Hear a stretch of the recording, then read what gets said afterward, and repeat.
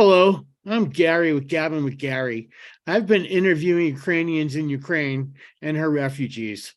It's very important for history that we document their experiences for the future. I'll be posting all interviews unedited. I hope you find them as interesting as I did. Remember to please support Ukraine. Please donate if you can. I'll leave a link in the description. And as always, please like the video, subscribe to my channel, and thank you, and please be safe. This is Gary with Gabbin with Gary, and we have Victoria here, and she's going to introduce herself. Hello, everyone. My name is Victoria, as Gary also mentioned. I'm from Ukraine, however, currently living in Switzerland. So, fortunately, I left Ukraine not because of the war. I left Ukraine many years before. I left Ukraine in 2014, and since then living in Europe, first in Spain and now in Switzerland. However, like probably every Ukrainian in the world, I wasn't left behind. I was touched by the war. My family lives in Ukraine. All my friends live in Ukraine. I grew up in Ukraine, of course.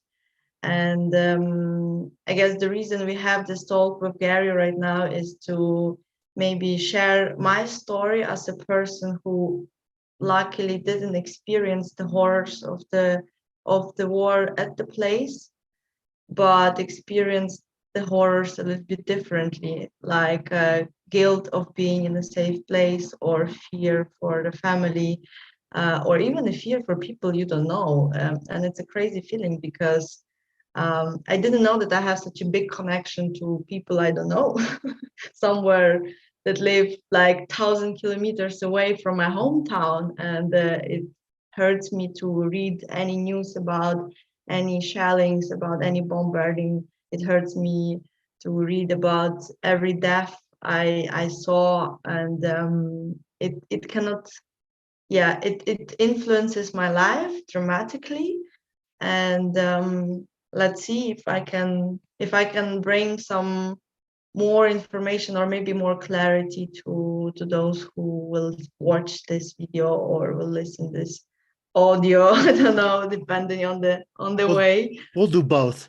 We do both, yeah. And maybe important thing also to mention, since I came to Switzerland, I was volunteering for animal welfare in Switzerland.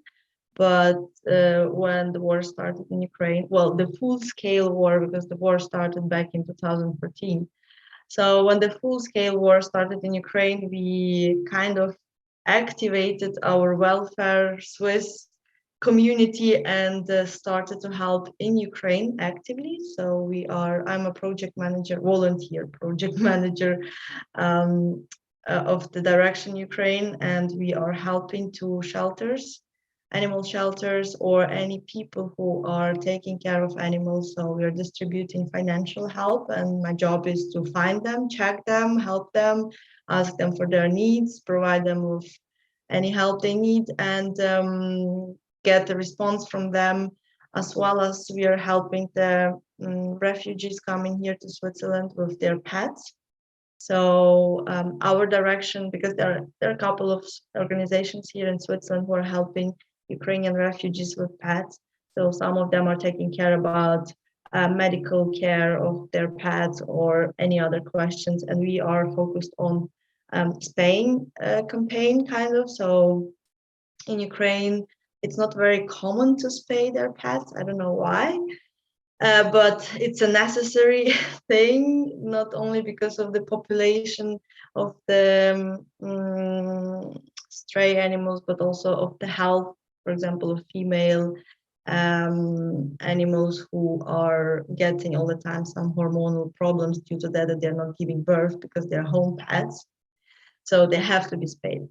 Anyways, it's a controversial sometimes topic. Some people agree, some people don't agree, but we believe that this is the way how we can help. And that's what we do here in Switzerland, of course, besides from the thing that we do in Ukraine, because the local Ukrainian project is much bigger. We provided already help for probably around $40,000 distributed to different organizations, different shelters, different people. We have the record. I would have to check the record actually how much it is. But for example, this evening now, I just finished the calculations for the February to close the month February. So in February, we donated $4,500 to different shelters for different needs. And then, yeah, we're continuously every month we are doing the same. What's the name of your organization? The organization is called Network for Animal Protection Switzerland. You can find it on Facebook. You can find it on the web. They have a website where you can. The website, I'm not sure if there's an English version of website. Probably it's just the German, but I would have to check. I created the Ukrainian part, of course. I had to do translation from German to Ukrainian, so the Ukrainians who are coming here to Switzerland can try to see what kind of help we can provide. Or I'm also taking care, we have like an email address where Ukrainians can write to us and ask for help or ask for a tip or any information what to do in case the animal's help like is sick or needs some urgent help. And then I would coordinate the answer telling that, okay, we cannot help, but this is the person that can help. Please write to her, she will, or him. They will provide you with help. So it's enormous work a little bit. I have a full-time job, so it's like combining everything is sometimes a little bit hard. That's why it was sometimes that's why it was hard to find the time for the talk, because yeah, the week is very much full. Let's call it like I greatly appreciate you talking to me. I think it's very important. I just think it's so important. Like I told you earlier, my roots and my family is Jewish, and after World War II and everything else, and not hearing, getting the voices from everybody there. I just feel it's important to hear everyone's voices so that, well, because the human factor has to be shown. Well, this is for sure, and I'm really appreciating your will to show the voices, to make us make people hear us, or right. anyone. Sometimes it gets old, sometimes don't, so you have to keep on putting it in front of people. I think this is a huge problem that when the full-scale war broke down, Ukraine was in every newspaper. Here in Switzerland, we have like a local newspaper that is like you can get it for free at the train station or anywhere. And the public transportation in Switzerland is a huge thing. So the huge amount of people can see such things, and then they can take this newspaper for free. And they were like, it's not big, it's like 10 pages, but in the beginning, 6 pages out of 10 were about Ukraine, what's going on, what happened, what are the updates.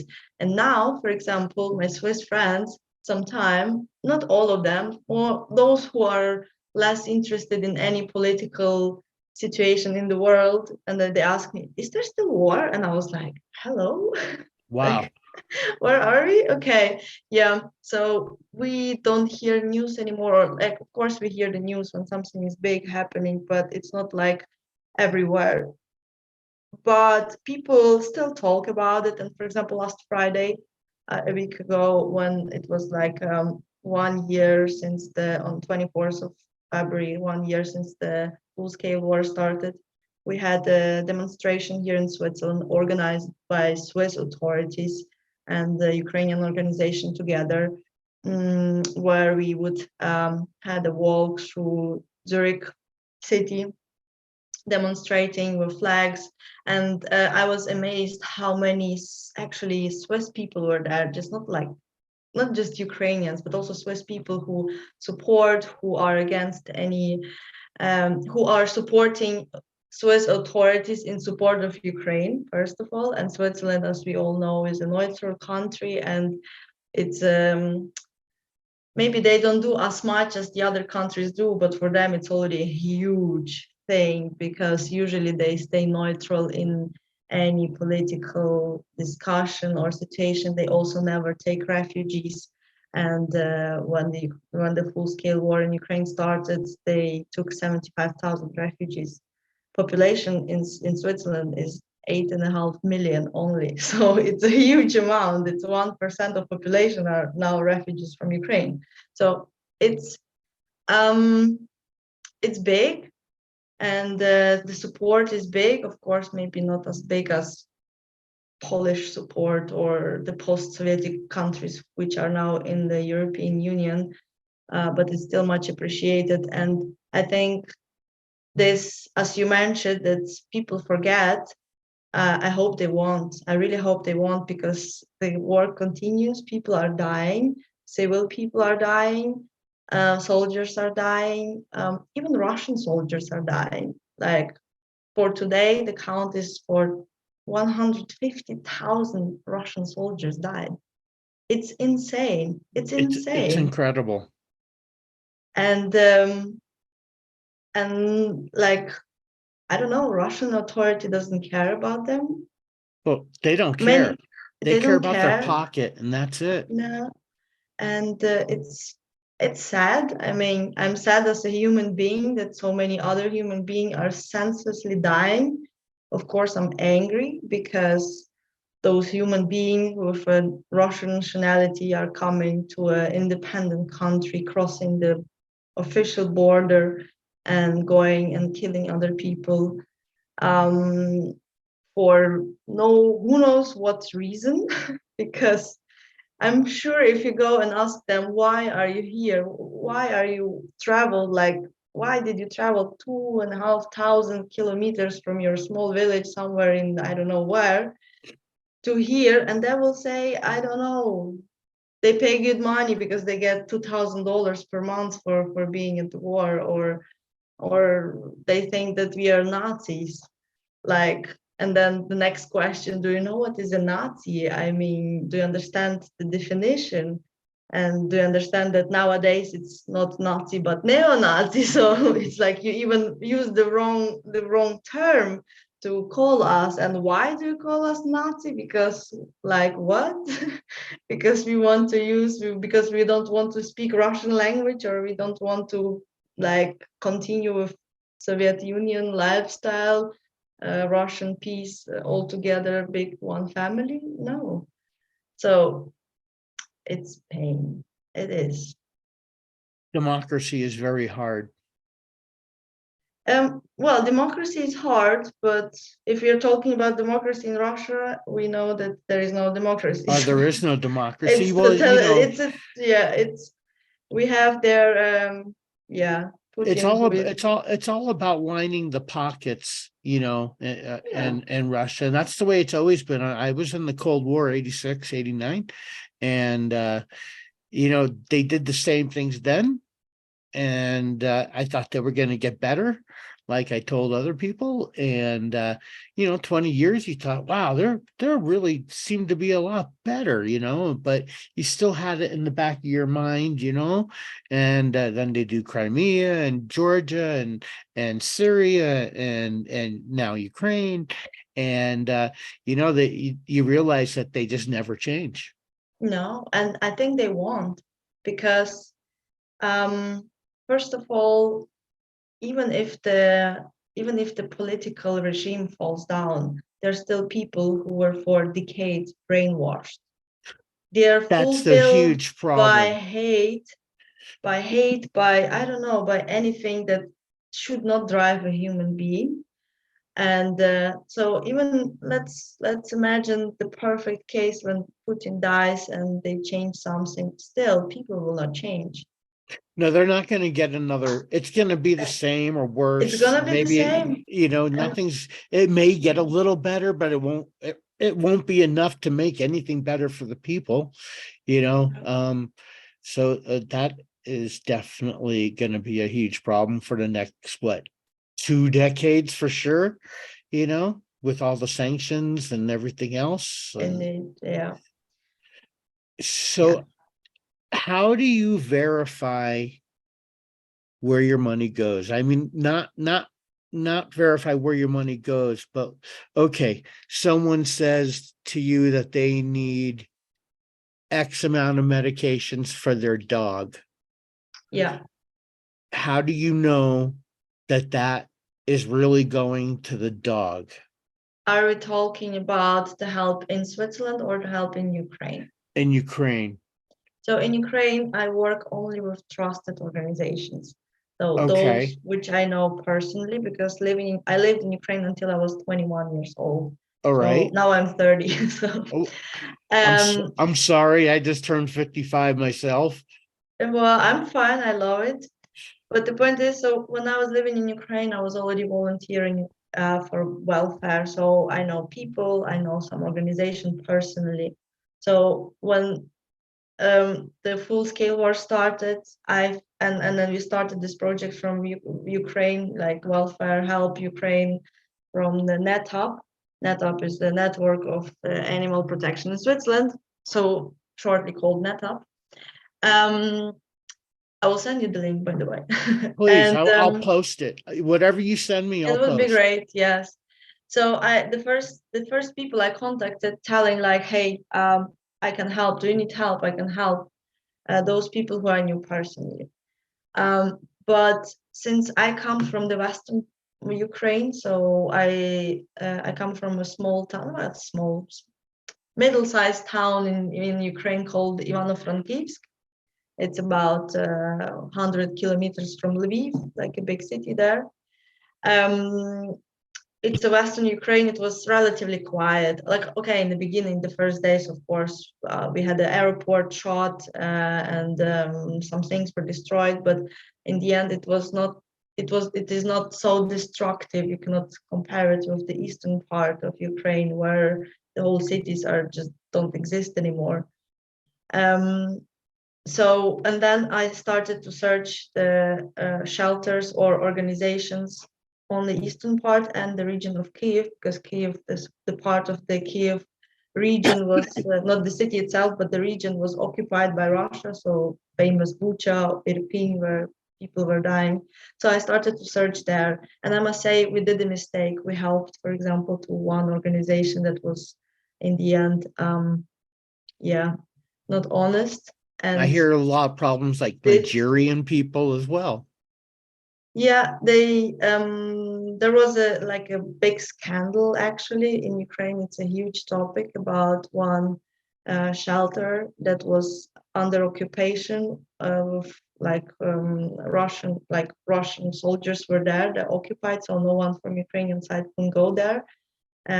No volunteers could go to the shelter, and there were over 500 dogs closed for how long? 33 or 31 days, something like this, closed in their cages without food and water. So half of them died from hunger, of course. And so the point is, when like I contacted the head of this organization and the head of this shelter, a woman who was very much screaming around on Facebook that they need help, that they can try to get there, that the dogs are closed, and no one can get there, but maybe somehow they will organize. So we helped her, we helped her financially. We thought that she will do a good thing and somehow pay. You can always pay someone who can go and at least open the cages, or worst case, you can go to Russian soldiers and ask, like, here is money, like, can I go and just open the cages, because at least the dog will run around and maybe they will find some food for themselves. But being closed for more than a month in a cage, it's terrible. Anyways, the point is that the only when Russian soldiers left that town, some volunteers could go there, found a terrible picture of half of the dogs dead. So over 200 dogs were dead. Mm. The other dogs were alive, but in very bad condition, very dehydrated and hungry. They were just like skeletons with skin. They looked terrible. And then I spoke with this woman who went there actually the first day to open those cages, and then we discussed what to do and what terrible damage this woman did actually. So coming back to your question, how do you trust Yeah, you have to check. You have to check. You have to speak with people. For me, it's easier because I'm Ukrainian. I speak Ukrainian. I can ask questions. I can check documents. I can check exactly what was bought, for example, like the receipts from the shop or from the vet clinic. Um, However, we still choose to be on the safe side, and we usually work just with those shelters, organizations that we know already, and we trust them, and we receive all the reports, all the pictures, everything. We receive everything from them, and we are like on a daily communication. We are messengers, so I can trust them, and I trust that those are the people who really take care.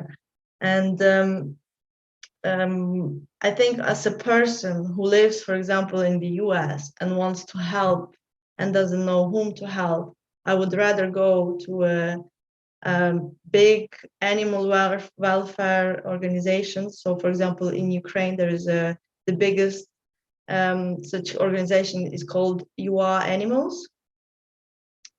I would rather donate to them than I would donate to a single post on Facebook, because It's very important what you're saying right now. well, and it's also wrong because there's so many people who by themselves take care about the animals, about the dogs, about the cats, and they need help because they don't have money, they lost their job, or even they have the job, but I mean it's expensive. The food is like in Ukraine, the prices went up 30%. You cannot, and the salary is not, so you cannot afford your own living, but you still, for example, have a mini home shelter where you have, for example, 15 cats.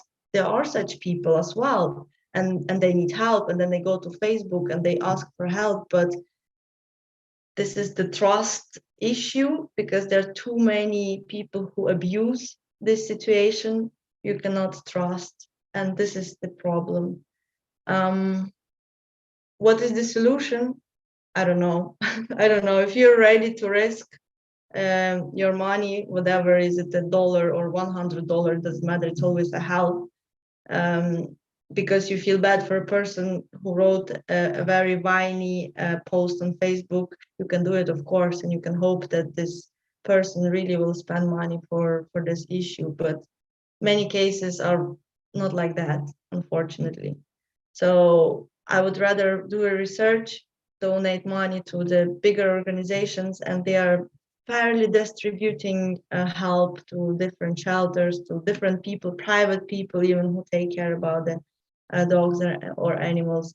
Or you can find, and you can always know a friend who knows a friend who knows someone personally and can say, yeah, I know this person. I can say that this lady will really spend this money for her cats because this cat is everything for her. And I also know such people because we also donate to such private people who don't have a shelter or a registered organization. They just have a lot of animals at home, which they just took from everywhere, and they Right, need right. help. So such people who also had help, but I had to check them also. I had to speak with them. I had to receive some report afterwards. And I still cannot be 100% sure that they really spend money for this, but I just want to hope they did. And it's like my soul is clean. I wanted to help. I did everything. I maybe didn't transfer as much as I would like to transfer, but a little help, with hope that it went to for a good cause. Is so there are the organizations, do they, the organizations that you give to that were already verified, do they send out people, not, I mean literally people to people's homes? What do you mean? Okay, so let's say uh, I I don't know. I live in Kherson, and and I needed medication for excuse me, my dog. How how would they get that medication? Yeah.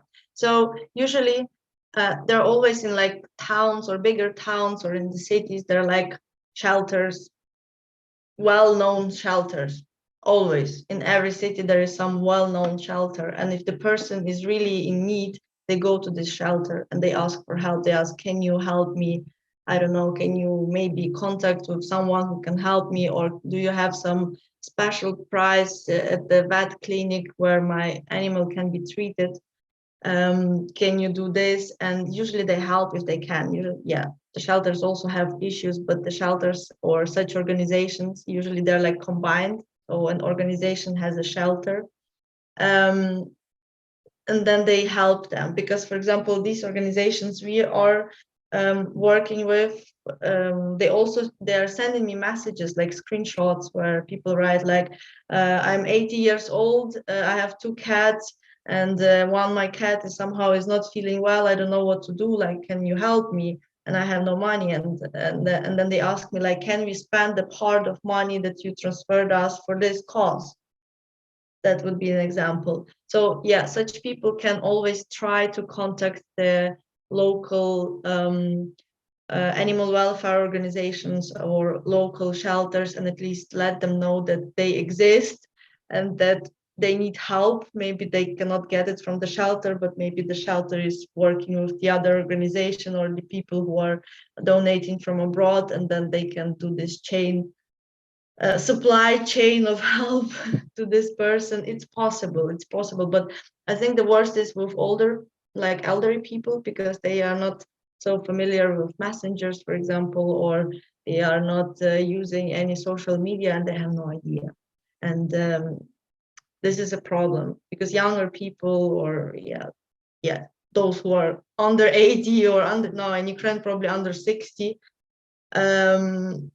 they probably can use Facebook and check what's around, but those who are over 60, it's getting problematic, and they do need help, because in Ukraine the pension is so low that those people can hardly survive for this money by themselves, and if they have to take care about animals, it's getting really hard. Just wondering, does the pensions come from Ukraine, Russia? Well, I guess they don't come from Russia anymore. Did they get pensions from Russia if they worked there before?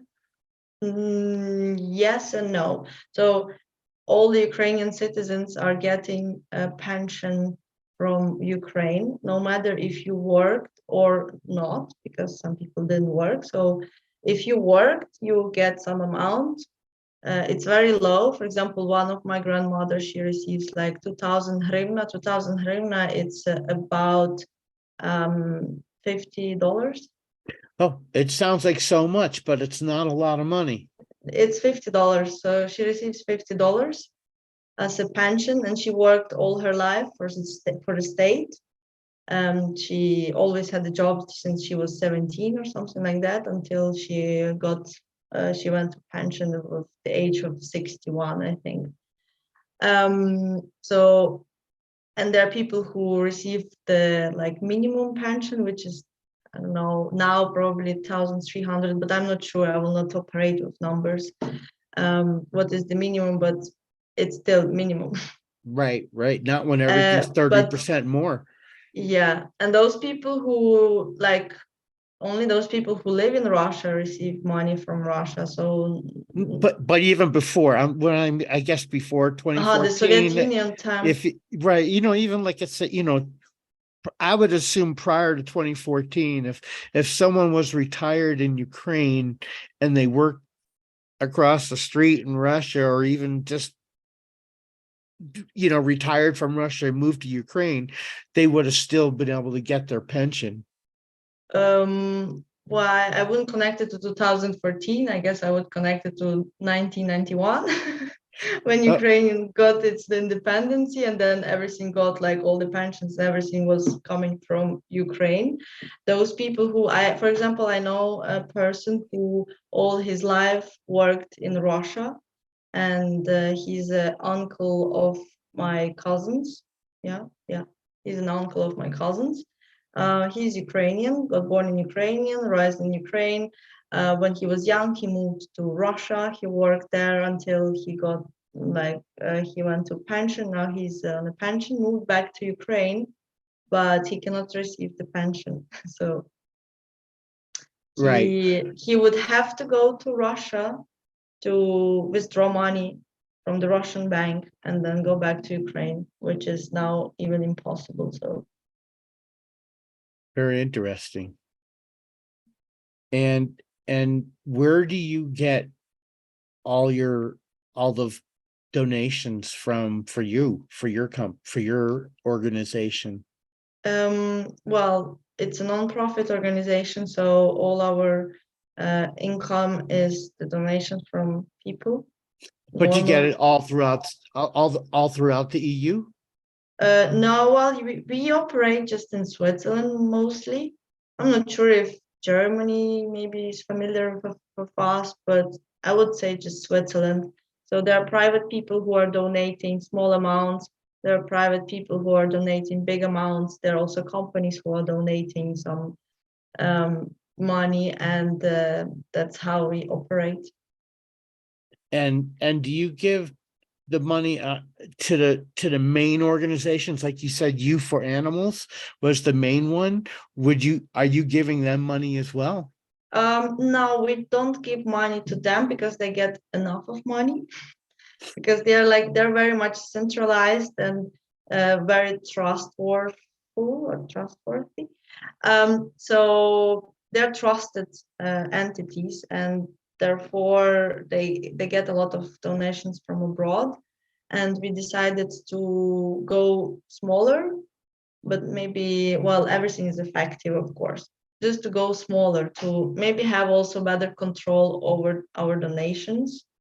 And because if you donate to such big organization, they will not send you the exact report how much for what was spent. They don't have time for that. They just go and help and evacuate animals, for example. And those smaller organizations or shelters, they're willing to share the exact, like they are willing to report on every spent Ukrainian hryvnia. Expenditure that they put out. Yeah, so we chose this way, but everyone can choose more comfortable way, and doesn't matter whom you'd like, on which organization, is big or small organization you donate.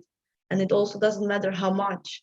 Even a dollar is a very important amount, because a dollar for you, it's even not a coffee probably in the US, but a dollar in Ukraine, it's already some food for one day for a dog, for example.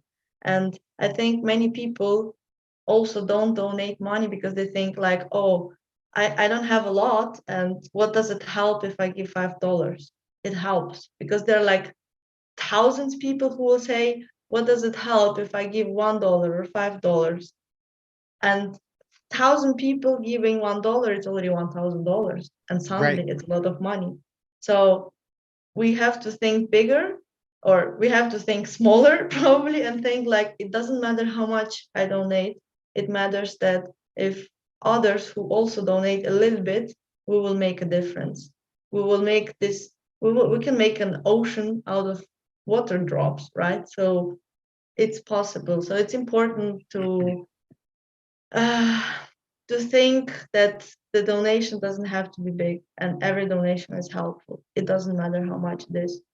Just donate to whatever you trust, or whatever you think that is important. You can donate to animal welfare, you can donate to organizations who help refugees, organizations who help soldiers, organizations who help refugees in Ukraine, because there are people who moved from cities to other cities and suddenly they have nothing, they lost everything, and they also need help. And any other cause that for you is important, just give this dollar. You can think like, I will not drink coffee today, I will not go to Starbucks, or I will not buy some beer or whatever, and for this money I will transfer it to somewhere, and I think someone will say, someone in the mind, thank you, I'm really thankful for those people who could provide me with toilet paper even, or any other small thing that is needed when you have nothing. That's what I'm trying to do. I'm trying to get all the donations through all these as well, so I can donate everything to helping Ukraine. So It's whom important. are you donating, or what are the Right now, organizations where? I haven't decided. I do need to know. I'll eventually figure out that it needs to go obviously to a known organization, And I would like to be able to help both the refugees and the animals. So it'd have to be a, one to one and one to another. Hmm. That's fair. It's really kind of you, and I guess it's really kind of people who transferred and will transfer the donation and will trust you that you will do, like, you will get the money to the right hand. Absolutely. Right now, unfortunately, I haven't received $1 yet, but I've just started this plate, and I think that after a little bit, that things will get better for that, and then I can, I give to hope you so guys. too. I hope so too. Tell me about your family. Yeah, my family is quite big, and all of them are in Ukraine. They didn't want to leave. Like, since I moved to abroad from Ukraine, I always was kind of fearing to receive a night call, like a call in the middle of night, or a message or something bad, because no one calls you in the middle of the night. And all these 9 years, I'm like, in that time, 8 years, I was abroad. I was scared to receive this call because my grandmother, for example, one of my grandmother is really sick. So, like, I'm worried she will not make it for too long more. And the 24th of February at 5:30 a.m., I still have a screenshot. I received the call from my cousin, and we grew up together, so she's like a sister to me. I received a call from her. I picked up. I was still sleepy, and then she told, Vicky, the war has started. And I was like, what? I mean, you're still sleeping. You're like, you don't understand what's going on. And then on the other line, I have another call, my mother, and then my other cousin. And since then, I think I'm like full of anxiety and fear for my family, because they didn't want to leave. Man couldn't leave anyways, and they're doing fine. I mean, they are lucky that they live in the west of Ukraine, where it's relatively quiet. Sometimes there are some shellings, like we have a big power station near our town that is regularly attacked by Russia, because they wanted, in the beginning of winter, they wanted to cut off Ukraine from electricity, which they did. So there are all the time some issues. So, for example, in like when the winter started, and then we got very hard shortages of electricity because the main power stations were attacked. So Ukraine couldn't supply all the citizens with electricity. Then they started to do like a scheduled switch off, switch on electricity, and sometimes there was no electricity for 2-3 days. And it's winter, and most of the people have like heating systems run by electricity. For example, my mom has at home such a gas system that is powered by electricity. So it's kind of consumes gas to warm up the flat, but it's run by electricity. So if you don't have electricity, you cannot use this gas thing.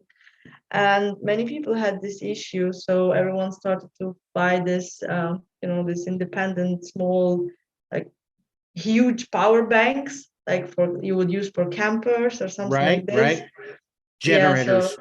well, not generators, because generators run with diesel or Oh, gas, right. but these are like electrical, like this is like a power bank for phone, but Oh, like big okay. like that. And Right. like famous brands like EcoFlow or Blue 80 that are doing, and then suddenly everyone started to buy it. Here in Europe, it was already a problem to buy it, because everyone would just buy it and send it to Ukraine to their relatives, or just to people, or donate it. I had to buy one for my mom as well, so she can use her gas, like her heater, because it's getting cold. It was like minus 15 already, so it is Yeah, that's cold. pretty cool. And the flats are getting, if you don't have very well isolated building, and most of the people don't, because these are the buildings still from the Soviet Union. They were not using fancy, cool isolation to keep it warm. So the flats are going cold very fast. And yeah, but they're still fine. They're working. They're trying to help whenever they can help. And yeah, staying home and telling that they have to stay because they have to run the economy. But they're not living anywhere where it's occupied. No, no, no. So They that's live, good. So they're all safe. yeah, they're all safe. Like I don't know personally. No, well, I know a sister of a very good friend of mine. She lived in Bucha, in the famous strategic, strategy It was city. awful. Yeah, but she left the city before it got occupied. So the only bad thing happened is just the Russian soldiers, when being there at this occupied towns, they would go through all the houses and all the flats and rob it. Right. So they came to the house where this woman lived, and they destroyed all the windows, all of them, like for purpose. They went through all her things. They stole some, I think, a laptop and a TV or something like that. Don't know for what do they need the TV, but and just left the house. So but luckily she was not there. Her neighbor was there, like the guy, like a man who lives right in front of her house, and he called her and said, look, there's like something going on in your house, but I will not go because I'm sitting in the cellar. I'm not getting out, and I'm sorry, I'm just letting you know that they're in your home. So yeah, but otherwise, no, I don't know personally. I don't know people who are living under the or were living under the occupation. Well, that's good. At least Yeah, everyone good is for me safe. at least. Yes. And how often do you go back? I was in May for a week because my grandma got again sick and we were not sure if she will make it. So I went down for a week there, and then I was 1 month in August because I'm allowed to work remotely. So I have like an office job. So I took my work laptop and went to Ukraine, and That's awesome. yeah, I really liked it because I felt, when you're living abroad, you don't get exactly what's going on, and you are tend to worry more. You have much more anxiety than people who actually live there. And I went there for a month, and I realized that, wow, the life goes on. The restaurants are open. Yeah, you have the curfew. You're not allowed to be outside after 11 p.m. But it's kind of still the same, unless you have this awful, really awful airstrike sirens. I don't know how to call them exactly correctly. Sirens. Yep. Sirens. So whenever Russia would shoot something direction our town or our region, the sirens would just go on for like 2 minutes, and it's very loud, and it doesn't matter where you are, you will hear it 100% very loud. And the worst is to hear it in the night when you're sleeping and you're waking up from it. And the first time I heard it in the night, I saw that I will have a heart attack or something, because I heard that during the day and it was already awful. But in the night, it's 20 times worse because you're sleeping, your mind is off, you cannot think what is going on exactly. And then suddenly I woke up with a extremely strong heartbeat. It's like was like a panic attack like feeling. I wanted to run and I didn't understand, and then like 30 seconds after I was like, okay, I'm in my bed, everything is actually fine. Okay, I can go to sleep. Because you're supposed to go to hide when you hear them, because that means that something flies, but people are already so used to them that they don't really go to shelters unless if you live somewhere in Kharkiv, for example, or some eastern regions, you go and hide most probably. But in Western Ukraine, people are like, they just would say like, these fucking motherfuckers again shot something. Fuck them. Fuck you. that's Right. that's the Right. only reaction they have to the siren. especially when you have to go to, I don't know, to a supermarket. You cannot, because everything is closing in this time, because you're supposed, like, all the workers supposed to go to hide, so nothing is working, everything is closed. And yeah, if you had some plan to go somewhere, suddenly, yeah, and you don't know how long, like, you have the siren, and then it's like, it's called like airstrike alarm period, and then everyone gets a notification on the phone that attention, airstrike alarm, um, and they send then a notification when it's finished, when the rocket or was shot or somewhere landed somewhere else. So it can be 15 minutes, it can be 2 hours, it can be 6 hours. You never know. So if you cannot even plan your day, it just, like, if it happens, you're like, oh no, oh my God, and people are just like, oh shit, Right, why? right, right. And Yeah, now with everyone getting used to it, it's, it's crazy when you can get used to that, right? yeah, yeah. It is crazy. It's not something that you get used to, You should never definitely. get used to having to And hear air I raid think, sirens. no, and the worst is that even kids, every kid knows. Like, I have a feeling those kids who are now, like, growing up in Ukraine, they got, like, smarter above their age or something, because they exactly understand what's going on. They know what to do. They know that they have to go and hide, or they know that it's bad. They know that it's dangerous, and they discuss about it. Because I have a brother. He's now 4 years old. Very small, but you talk to him as a to he's like an adult. He's like, Vicky, you know,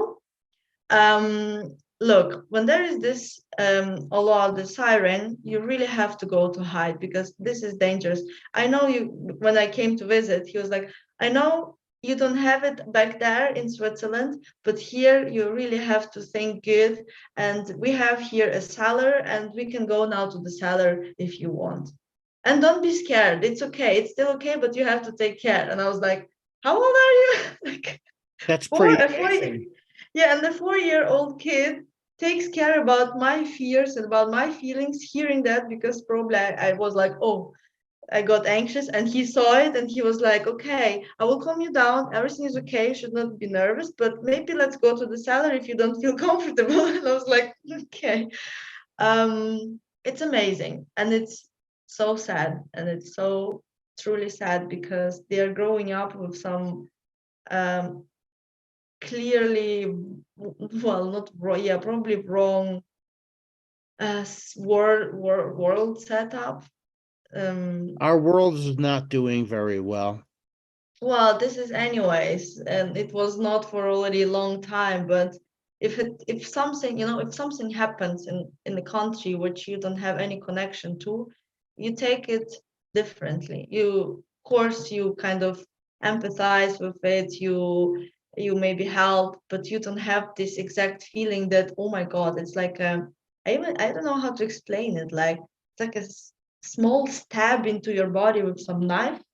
It didn't happen to you personally, but it happened to someone you know, or other people, or the country where you grew up, or the country where your family lives, and it's just like really influencing you as a person, as an individual, really hard. And everyone whom I know who lives abroad, they have exactly the same feeling. And apparently it's very famous guilt trauma, which I, for example, now talk a lot with my therapist about, how to not feel guilty that you are safe, that you are not suffering, that you are not cold, that you are not, I don't know, you have your house, you didn't have to leave, you didn't have to move, your husband didn't die at the war. Um, it's a big thing, and everyone has it. Like, all the people from Ukraine who live not only in Switzerland but also in the other country have exactly the same feeling. And we are just like, oh my God, I feel so terrible, because I feel like it's wrong that I'm here. I have to be there and suffer with everyone else because I have to suffer, which is also wrong, because I do my part of job to help, and I do, like, yeah, donate. Not just like, I'm not only, for example, working with a welfare, animal welfare, but I donate a lot of my private money to actually military-like organizations who are helping to soldiers, like medical organizations, or yeah, we're collecting money and buying cars. We are buying tanks. We are buying um we That's exactly where I want that money to go, you know, stuff like yeah, that, you I know. mean there are also like organizations, like big organizations that we bought how many, like 60, yeah, today they delivered finally 60 Spartan tanks. We collected like $2 million in couple of days, I think 3 days or something, by private people. So all the Ukrainians from all the or organizations or Ukrainians, everyone. I mean, it's insane amount of money that was collected from the ordinary people in such a short term. And people are just donating, and my friends in Ukraine, they're like, whenever they say, like, whenever I hear a siren, I go and I donate to our military. Whatever I can, like $1 or $2, but I go and do it because it helps me to bear with my anger. I It think helps that me with my anger issues. that's really a great, you know, I just want whatever happens, I don't know how much I'm gonna make, but whatever I get, it just needs to go to somewhere where it's worthy, you know? Yeah, well, I can give you some tips depending on the direction you want to go to the organization that are trusted, but I'm sure you can do your own research as well and Oh, I'm see gonna keep you on my what. list. Feel free, feel free. I really look at where I put my own money, where I donate my own money, and as well I'm taking care of money. Well, not directly, I don't have any money in my own hand, so it's like the organization transfers directly to the other organization, and I'm just like telling to whom, but I have nothing to do um with money myself. Um yeah. How does how does the if they need actual drugs for the animals, how do you get them drugs?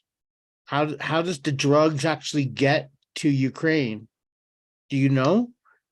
Well, you can import them, so they're They like, you could still just send them whatever, but you yeah, see here, like here, everything that someone told me that they needed, everything is prescription. So he I abroad, yes. need to go there with um a written thing from the doctor to be able to get any of that. yeah, but I mean, as an ordinary person, you cannot go to a pharmacy and buy some things, right?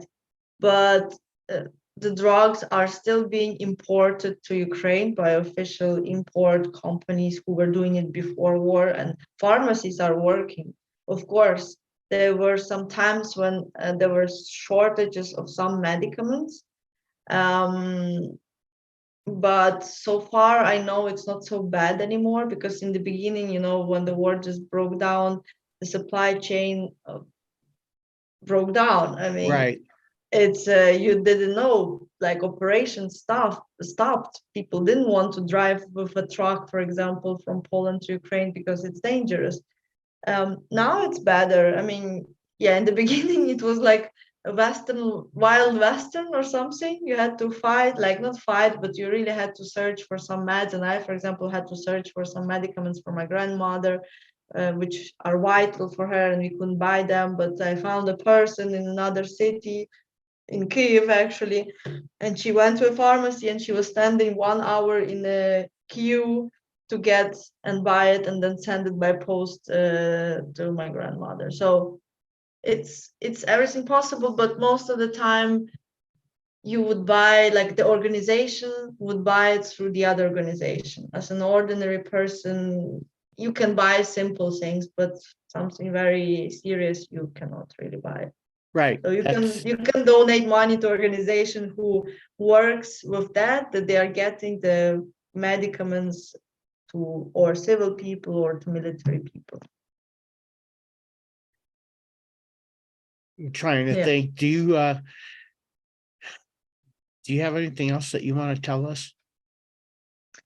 Um. Yeah. One thing: stay with Ukraine. It cannot be that the evil will take over. I don't believe in that. And as for me, what is going on now is pure evil situation. I don't know, it's like hell on earth for many people. I wish it never happened, but it did happen, and I hope that many people will take a lesson from this situation, and maybe at least will, I don't know, check the history and be more vigilant towards what's going on in their country or how to avoid such situation. And I truly hope that people will still stay with Ukraine, will still talk about it, will still be on the side of truth, or I don't know how to call it. It's not truth, it's just like normal, like civilized world. Well, there's a good Um, and there's an evil and there's a good side, you know, and you got to stick with the good side. yeah, but I believe, I guess many people don't understand why what Russia does is bad or evil because they don't know history, There's or people here they believe, that they yeah, like Putin, and I don't yeah, exactly. I understand mean, there how are everywhere anybody such here people. I would don't like know why. Putin. There are also many in Europe, and Europe was directly influenced by Russia. Right. And for me, it was like, don't you know your history? Don't you know that your grandparents were suffering from Russia in 40s? Um, why would you still kind of like this way of, because they didn't change their way, it's still the same, they just want to grab the territory, they want to get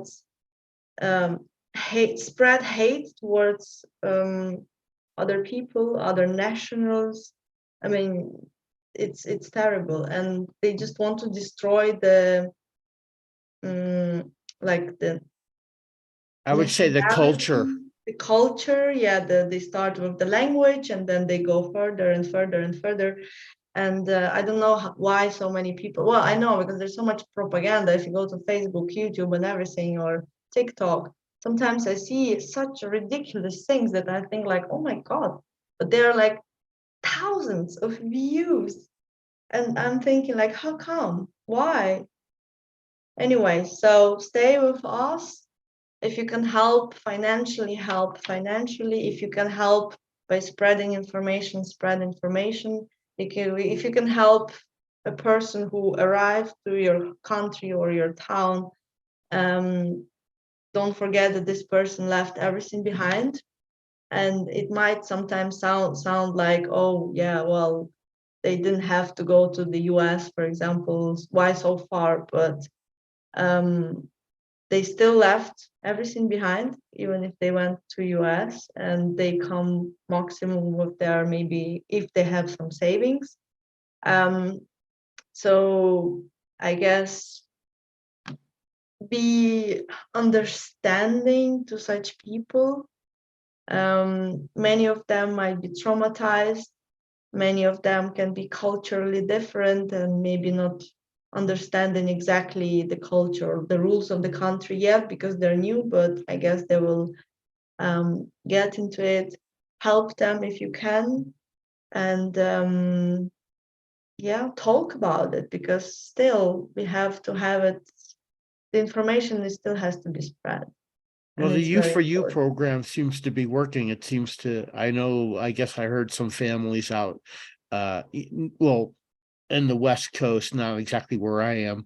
And then I was talking to a lady earlier today who lives in Great Britain, and then her family got to go with the U for You, and so that seems to be working really, I think well. I, it is, and there are many other actually like platforms and places, like online places where you can find a family to as a host, and where you can become a host, and mm, it works.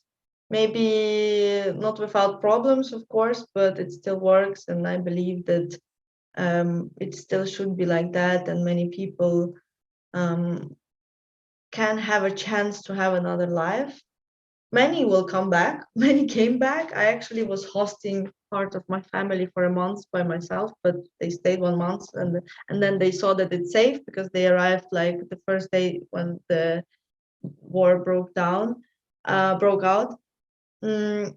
They stayed for 1 month with the kids. It was two wives of my two cousins. With one was with 3 months old baby, and the other one with 1 year old girl. They stayed for months, and then they said we want to go home. It was not our plan to stay in Europe. I mean, they could. I could help them to settle down in Switzerland and maybe, I don't know, find a house or something like that, or the flat, not the house. But their goal was to be in safety for the moment when they didn't know will it be safe or not. Then they saw that it's kind of safe and they left back. So, and But many that's will leave. happening to a lot. A lot of Yeah, people are many will going go back. back. Many will go back because they still miss their home. Their intention was to be in a safe place, especially when people have kids. They think not just about themselves, they think about their children. So to help them is also a big help. You can help whatever with information. You can help them with translation, or just go with them to authority to make a document, because many of people don't speak English, for example. I So really worry about the animals. yeah, the animals is another topic, and it's a big topic. And unfortunately, in Ukraine, the animals don't have such a big priority, unfortunately. And but I hope it's getting better, and I see that it's getting better compared with, for example, 20 years ago, when people completely didn't care about stray dogs, for example. And there are many stray dogs, stray cats, really, really many. And we just now started to have a law in Ukraine that protects the animal rights on some level, but it's still not enough. So there are a lot of people who physically abuse the animals because they're, I don't know, mentally ill or something. That's not allowed here. Well, it's neither, like in Switzerland, for example, if you have a dog, first of all, you have to pay taxes for it. Second of all, your dog has to go to school because the dog has to know how to behave. If you have, for example, I don't know, rabbits, like this decorative small rabbits, by law, you have to have two here in Switzerland. You cannot have one because they're social animals. They have to be always two. So here, anything that is related to animals is so strictly regulated that it's sometimes even hard to get an animal. Oh, wow. When, for example, if you want to have a cat, and I got into this situation 2 years ago. I took two cats from the shelter, but because I volunteered for this organization, for me it's easier. But usually, the people from shelter would check in which apartment you live, because usually people here live in flats. So how big is your apartment? Can the cat go out? So you need to have like a balcony, or you have to live on the ground floor where the cat can go out. Are there any other animals? Do I have children? So they really check this information, and then they can say like, no, we will not give you the cat because your flat is too small. The cat needs space. They do Or that here. yeah, so it is kind of right because it's responsibility, but on the other hand, I'm like thinking, oh my God, it's crazy that in such a country where they have so strict rules that you cannot even take the animal from the shelter, when in other countries they're just happy to send the animals from the shelter because they're overwhelmed. They have no space in the shelter, so they're just like, just take it, and we hope that you will take care about it. The problem in America is a lot of people rent a flat, Yeah, or they rent a home, yeah. and the landlord will not allow any animals. And that's in places that I live in, a place that usually everybody has animals, cats and dogs and maybe cows and stuff like that. But even where I lived before this, same thing. Everyone has a dog and stuff like that. So and to not let them rent is really kind of crazy when the majority of the citizens of the whole state have animals. It's weird, Yeah, yeah. but Well, they won't. Yeah, they won't. Is it like that there? yeah. Many.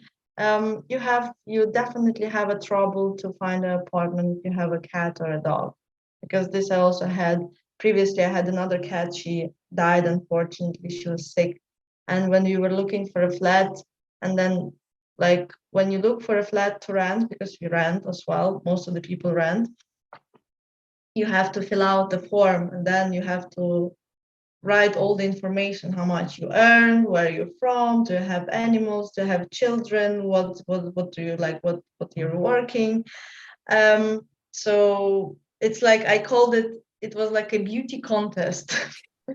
And in Switzerland the property market is so crazy because there is not enough of properties in relation to people. So there you can go to a flat viewing and there will be another 35 people. And you're like, okay, and how should I be taken exactly? And they Right, all are ready to take the flat. So they already come with the filled out form and then say, yes, please take me. And then the right, landlord or the company that takes care about the apartment has to choose someone. And then of course they choose the ideal candidate without kids, without, I don't know, about right. animals, Without animals, earning right? good with stable job. So it's like, it's hard. When it comes to apartment search here, it's hard. But everyone like that, everyone deserves a roof over their head too, you know? Yeah. But if there are not enough of room, what to do? I don't know. That's a problem we have That's here. a problem. We have a lot of people living under bridges. Yeah.